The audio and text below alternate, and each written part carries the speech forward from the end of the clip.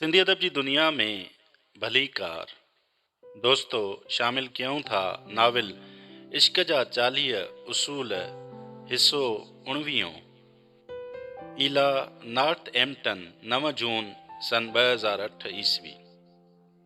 बिल्कुलु अकेलाई जो मज़ो ईला कॾहिं न वरितो हो। खेसि अहसासु थियो त उनखे ॾाढी देर सां फ़ोक़ियत ॾिनी अथाई। उहा मिठड़ी गुस्ताखी जी आख़िरी रिपोर्ट जे आख़िरी मरहले में गरक हुई। उन मशइल खां वधीक ॿियो हफ़्तो बि घुरी वरितो हो। हू उनखे अॻ में ई पूरो करे थी सघी, पर करणु न थे चाहियई। उन कम ईला खे हिकु घर जी ज़िमेवारियुनि ऐं संदसि अज़दवाजी ज़िंदगी जी कशमकश खां किनारा कशी करण लाइ बहानो ॾेई छॾियो हो। हिन हफ़्ते पहिरियों दफ़ो हिन कुकिंग क्लास खां गुसायो। रद पचाव ऐं साॻियुनि मसइलनि में घेरियल पाण जहिड़ियुनि ॿियनि 15 औरतुनि सां ॻाल्हाइण ते संदसि दिलि न पई चवे। उन आख़िरी वक़्त में उहा उन्हनि शयुनि खां बेज़ार थी वई हुई। अज़ीज़ सां ॻाल्हि ॿोल खे हिन राज़ ई रखियो हो, जंहिंजा वटसि केतिरा ई तरीक़ा हुआ। अज़ीज़ खे ख़बर न हुई त न सिर्फ़ उहा संदसि नाविल पढ़ी रही हुई, पर उन ते हिकु रिपोर्ट बि लिखी रही हुई। ऐं अदबी एजेंसी खे इहा ॼाण न हुई त उहा जंहिं किताब ते रिपोर्ट लिखी रही हुई उन जे लेखक सां दिलि लॻी बि करे रही हुई।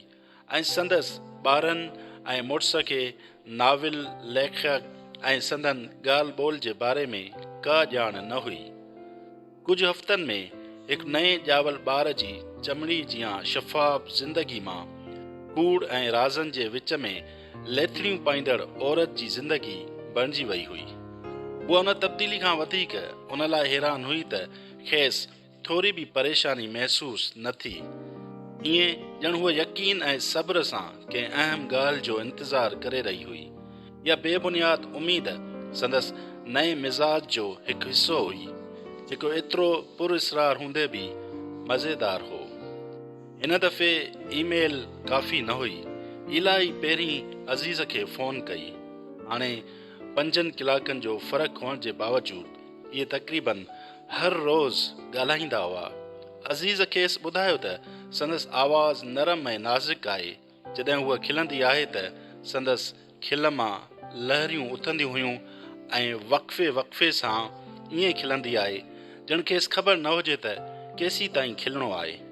औरत जी खिल ॿियनि जे रायनि ते ध्यानु नाहे धुरींदी। वहकिरे सां गॾु हलो, हुन चयो, पर संदसि इर्द गिर्द वहकिरो फिरणो गिरणो ऐं टुटंदड़ हो, छो त हिन वक़्तु घर में केतिरियूं ई शयूं थी रहियूं हुयूं। अवी मैथमेटिक्स लाइ ट्यूशन शुरू करे छॾी हुई ऐं ओरली पंहिंजे खाधे जी बिगाड़ लाइ काउंसलर ॾिसणु शुरू कयो हो। अॼु सुबुह हुन अधु आमलेट खाधो हो। सॼे महीने में इहो संदसि पहिरियों खाधो हो। उन वक़्तु ई जेनियट स्कॉट खे छॾे ॾियण वारो ऐलान करे ॼण को बम फाड़ियो हो। हिन उन खां अलावा ॿी का वज़ाहत न ॾिनी त उन्हनि ॿिन्ही खे परे रहण जी ज़रूरत आहे। रिश्तनि जे ठहण ऐं ख़तमु थियण जी रफ़्तार ईला खे हमेशह खां वधीक हैरान कयो हो। ऐं पोइ बि हिन कोशिश कई त ॿियनि माण्हुनि ते वधीक पंहिंजी राय न ॾे। अज़ीज़ सां ख़तो किताबत मां जेकॾहिं हुन कुझु सिखियो हो त इहो हो त जेतिरो हूअ पुरसुकून रहंदी ओतिरो ई ॿार साणसि वधीक ॻाल्हियूं वंडींदा। हिकु दफ़े हुन उन्हनि जे पोयां डोड़णु छॾे ॾिनो। उन्हनि ईला खां परे थियणु छॾे ॾिनो। घणे क़दुरु शयूं सही नमूने ऐं संदसि पसंदि मुताबिक़ हलणु शुरू थियूं हुयूं, जिन खे कॾहिं हिन अणथक महिनत सां ठाहिण जी कोशिश कई हुई। ऐं हूअ इहो सोचींदी हुई त उन्हनि शयुनि जे पोयां हिन जी का महिनत न हुई। घर में पंहिंजे किरदार खे कंहिं ख़ौर जी हैसियत सां ॾिसण जे बजाए जंहिं सभिनी खे पाण में ॻंढे रखियो हो, उहो ख़ामोश तमाशाई बणिजी वई हुई। उन वाक्यनि खे थींदे ऐं ॾींहं खे गुज़रंदे पए ॾिठो। सर्द महरीअ ऐं बेपरवाही मां न, पर ज़ाहिरी तौरु ॿाहिरि रही। हिन इहो सम्झी छॾियो हो त हिकु दफ़ो हुन उन्हनि शयुनि लाइ परेशान थियणु छॾे ॾिनो जिन ते खेसि को ज़ाब्तो नाहे। मंझसि का नई ज़ात अंदर में नमूदार थी हुई, इहा जेका समझदार, पुरसुकून ऐं दाना हुई। पंजो अंसर खला खे क़बूल कयो। हिन अॼोके ॾींहं में पाण सां ॻाल्हाईंदे केतिरा भेरा इहो सोचियो। डेविड खे इला में अजीब तब्दीली महसूस करण में घणी देर न लॻी। छा इहो उन करे हो जो उहो अचानक साणस वक़्तु गुज़ारणु पियो चाहे। उन ॾींहं में उहो घर जल्दी ईंदो हो ऐं इला खे शक हो त शायदि हिन वटि अॼुकल्ह का माई कोन्हे। उन करे, मिठी, तूं ठीकु आहीं? डेविड हर हर खांसि पुछो। मां बिल्कुलु ठीकु आहियां, हुन ख़ुशि दिली सां चयो। नेरनि ऐं राति जी मानी ते हू पूरे ॾींहं जी ॻाल्हियुनि ते ॻाल्हि ॿोल कंदा हुआ। कॾहिं कॾहिं उहा डेविड खे पाण ॾांहुं ईअं वाझाईंदे ॾिसंदी हुई ॼण हू हुन इंतज़ार में हुजे त उहो कुझु चवे। इला भायो थिए ॼण हू पंहिंजी कोताहियुनि जे बारे में सफ़ाई ॾियणु चाहींदो हुजे, पर हूअ उन हवाले सां कुझु न पए ॼाणणु चाहे। माज़ी में पंहिंजी शादी खे बचाइण लाइ हूअ इहो मिकिर कंदी हुई त खेसि उन्हनि ॻाल्हियुनि जी का ख़बर न आहे। हाणे हिन इहा अदाकारी करणु छॾे ॾिनी हुई। हुन इहो वाज़े नमूने ज़ाहिर कयो हो त खेसि सभु ख़बर आहे, पर उन सां हिन खे का दिलचस्पी न आहे। उन बेनियाज़ीअ डेविड खे ड्रेजारे छॾियो हो। इला खेसि सम्झे थी सघी, छो त अंदरि ई अंदरि उन खे बि उन ॻाल्हि ड्रेजारे रखियो हो। हिकु महीनो अॻु जॾहिं डेविड संदसि अज़दवाजी ज़िंदगी खे सुधारण लाइ हिकु नंढड़ो क़दम बि खणे हा त उहे संदसि हमेशह शुक्रगुज़ार रहे हा। हुन जे पारां को बि क़दम इला खे सरहो करे छॾे हा, पर हाणे वधीक न। हाणे खेसि गुमान हो त संदसि ज़िंदगी वधीक हक़ीक़ी न रही आहे। हूअ उन हद ताईं कीअं पहुती? हिकु मुकमिल माउ दिलगीर कीअं थी सघे थी? वधीक अहम इहो त जेकॾहिं उहा नाख़ुशि हुई, जीअं हिकु दफ़ो हिन जेनेट खे ॿुधायो हो, उहे अहिड़ियूं शयूं छो न पई करे जेकी ग़मगीन माण्हू हर वक़्तु कंदा आहिनि।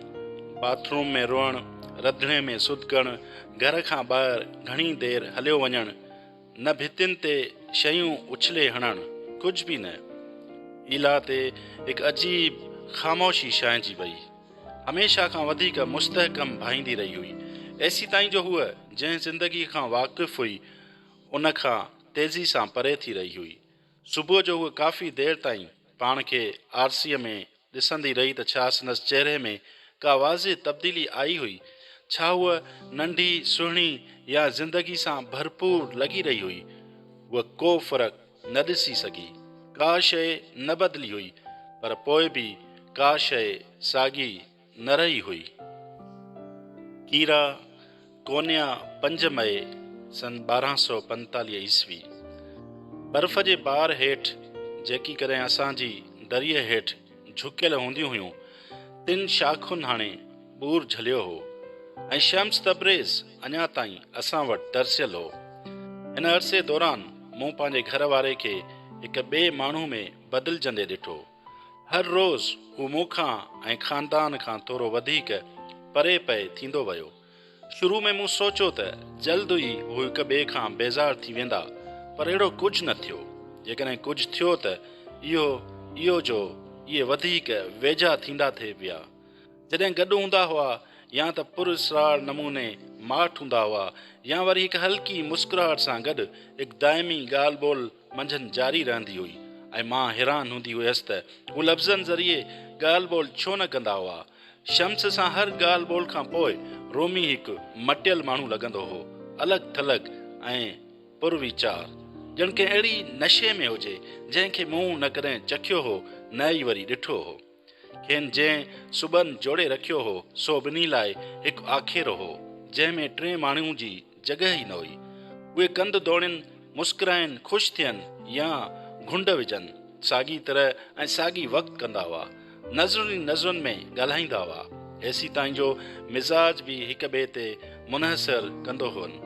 कॾहिं कॾहिं त मिठे लोले जियां पुरसुकून कुझु न खाईंदा न चवंदा, जॾहिं त ॿिए ॾींहुं उहे ॿई ईअं कंहिं सुरूर में झूमंदा जो ॿई दीवाना लॻंदा हुआ।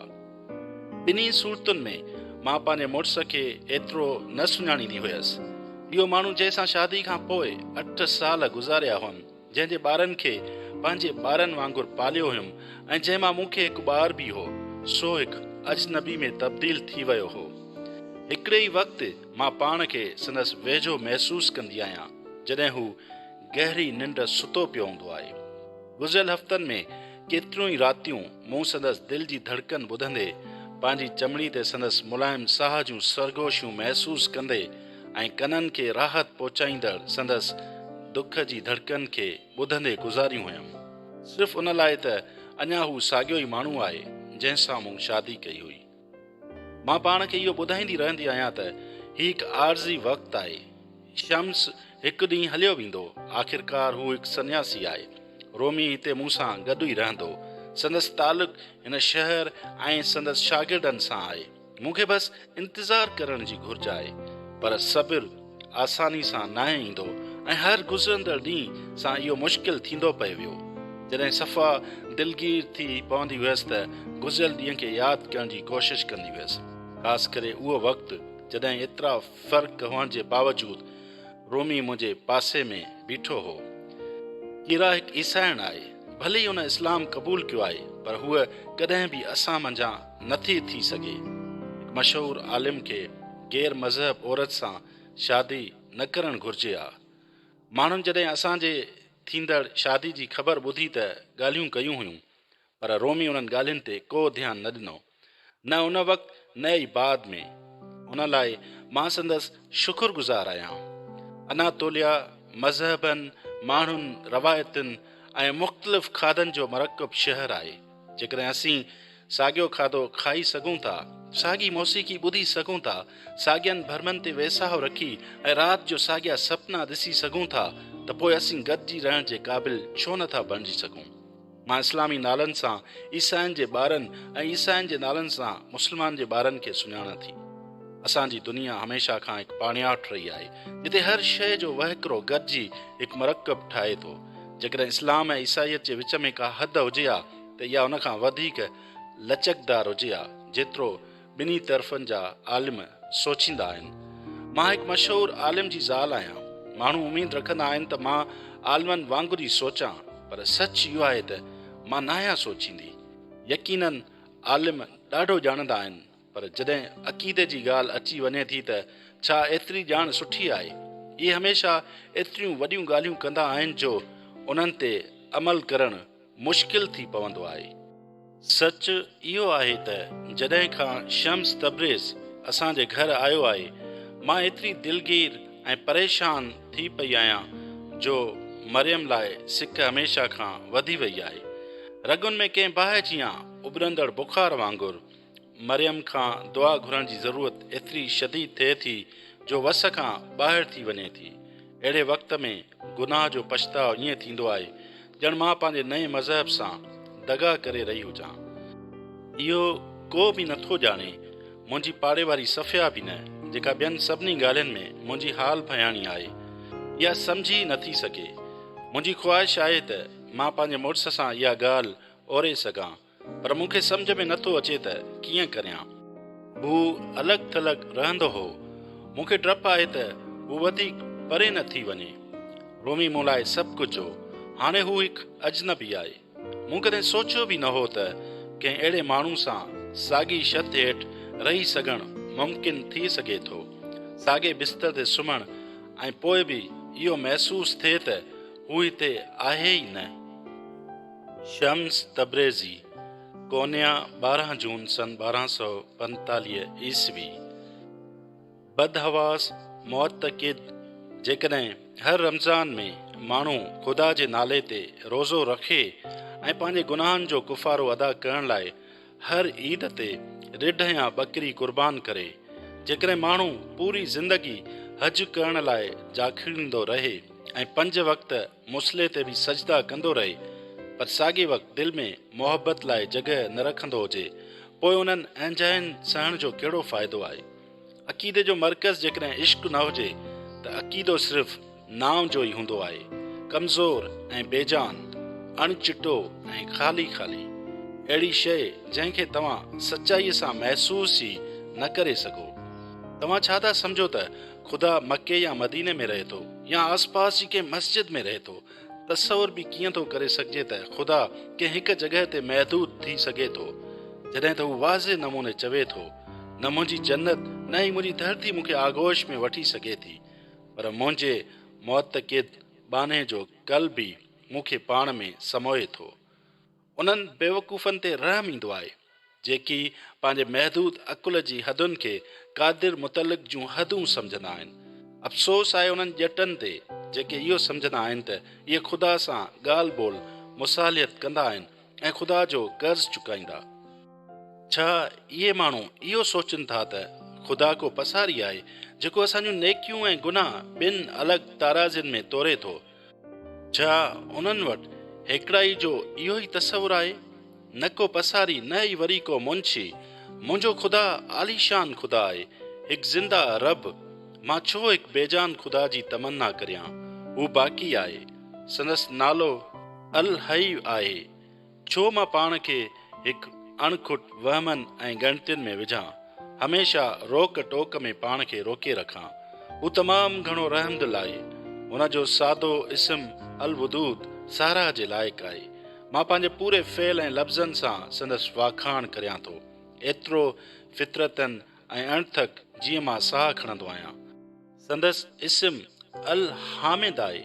मां कीअं अफ़वाहूं फैलाए मथसि तोहमत हणी सघां थो, जॾहिं त मां दिलि जी गहराइनि सां इहो ॼाणा थो त हू मुंहिंजी दिलि में आहे ऐं ख़ुदा सभु ॾिसे ऐं ॿुधे थो। संदसि इस्म अल बाक़ी आहे, ख्वाबनि ऐं उमीदुनि खां बि वधीक हसीन। अल जमाल अल क़यूम अर रहमान अर रहीम। ॾुकार ऐं ॿोॾ, ख़ुश्की ऐं उञ में मां हुन लाइ तेसीं ताईं ॻाईंदुसि ऐं झूमंदुसि जेसीं ताईं मुंहिंजा गोॾा भॼी भोर, मुंहिंजो जिस्म ड्रही ढेर ऐं मुंहिंजी दिलि धड़कण बंदि नथी करे। मां पंहिंजे नफ़्स खे नंढनि नंढनि टुकड़नि में टोड़े छॾींदुसि तेसीं ताईं जेसीं ताईं मां अदमियत जो हिकु जुज़ो न बणिजी वञा, ख़ालिस खला जो मुसाफ़िर। संदसि अज़ीम फ़ने महमारी जी ख़ाक, शुक्रमंदी ख़ुशीअ मंझां ऐं सख़्तीअ सां मां संदसि शान शौकत ऐं फयाज़ीअ जी वाखाण करियां। जेके बि शयूं हुन मूंखे ॾिनियूं आहिनि ऐं जिन खां इनकार कयईं, मां उन्हनि लाइ हुन जो शुक्रगुज़ार आहियां, जिन लाइ सिर्फ़ु उहो ई ॼाणे थो त मूं लाइ बहितर छा आहे। उसूलनि जी फ़हिरिस्त मां हिकु ॿियो असूल मूं यादि कंदे ख़ुशी ऐं उमीद जी हिकु लहर पाण में महसूस कई। परवरदिगार जी ख़लक़त में इंसान ज़ात खे हिकु लासानी मक़ाम मिलियल आहे। ख़ुदा फरमायो, मूं इंसान में पंहिंजो रूह फूकियो।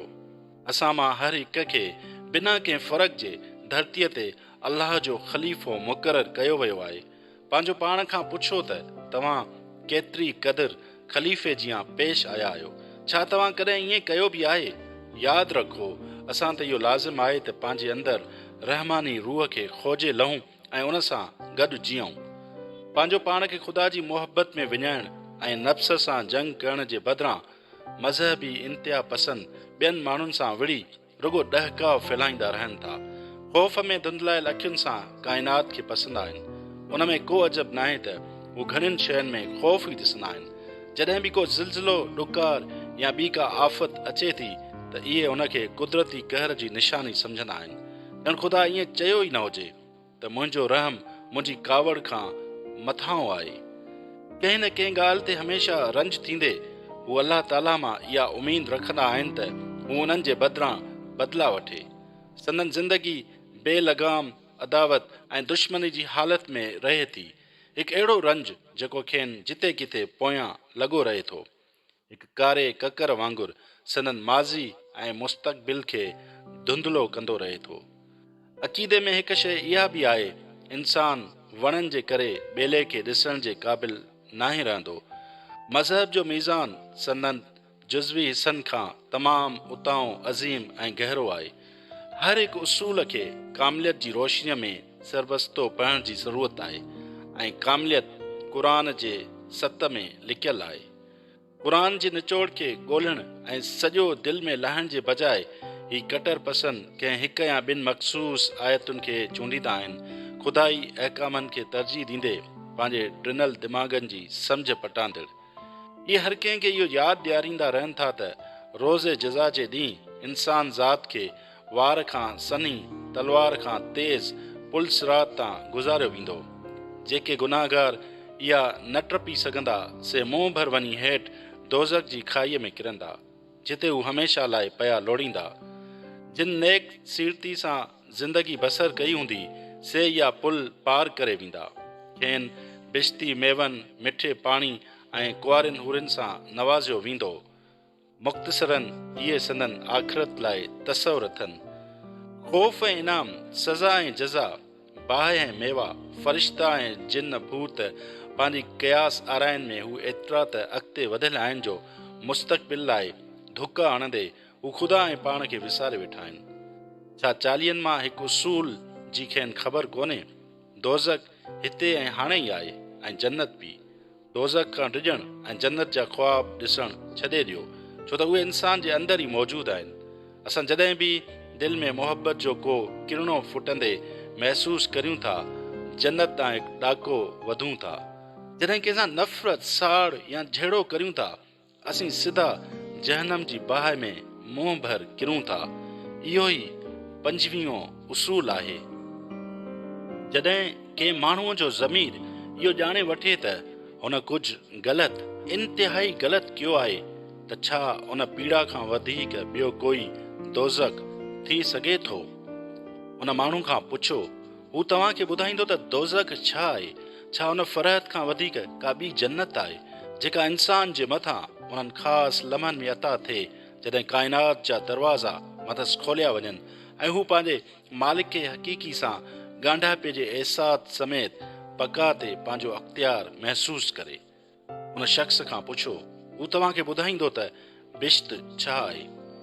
अंजाम ऐं हिकु तसवुराती मुस्तक़बिल जी एतिरी ॻणती छो, जॾहिं त असां वटि हिन हयातीअ में हींअर ई घड़ी आहे जंहिंमें पूरी तरह सां ख़ुदा जी मौजूदगी ऐं गैर मौजूदगी जो मुशाहिदो माणे सघूं था। न दोज़ख जी बाहि जे ख़ौफ़ खां, न ई बिश्त में मिलंदड़ इनामनि जी चाह लाइ। सूफ़ी ख़ुदा खे चाहींदा आहिनि छो त हू साणसि ख़ालिस ऐं सलीस, बेऐब ऐं बेलोस मोहबत कंदा आहिनि। मोहबत वजह आहे, मोहबत मंज़िल आहे। जॾहिं तव्हां ख़ुदा सां बेइंतिहा मोहबत करियो था, जॾहिं हुन जे करे तव्हां संदसि मख़लूक मां हर हिकु ऐं हर कंहिं सां मोहबत करियो था ऐं संदसि शुक्रगुज़ार बणिजो था, तॾहिं सभु के ज़रूरी शेद मटिजी वेंदा आहिनि। उन नुक़्ते खां वठी पोइ वधीक मां जो तसवुरु ख़तमु थी इंसान जो वजूद ख़ाक जो ज़रो बणिजी वञे थो। ॿिए ॾींहुं रूमी ऐं मां उन्हनि मामलनि ते ॻाल्हाए रहियासीं त रूमी ओचितो अखियूं बंदि कयूं ऐं ही सिटूं चयईं, न ईसाई, यहूदी, मुस्लमान, न हिंदू, बुद्ध, सूफ़ी या ज़ैन, के मज़हब या सक़ाफ़ती निज़ाम जो न, मां न उत्तर जो न ई ॾखण जो। मुंहिंजो मुक़ाम लाइ मुक़ाम, मां हिकु ॿिए निशान जो निशान। रूमी सम्झे थो हू कॾहिं बि शाइर नथो थी सघे, पर मंझसि हिकु शाइर मौजूदु आहे ऐं हिकु शानदार शाइर। हाणे इहो शाइर ज़ाहिर थी रहियो आहे। हा, रूमी दुरुस्त पियो चवे, हू न उत्तर जो आहे न ई ॾखण जो। हू मोहबत जी सल्तनत सां तालुक़ु रखंदड़ आशिक़ आहे, जंहिंजो तालुक़ु सिर्फ़ु महबूब सां आहे।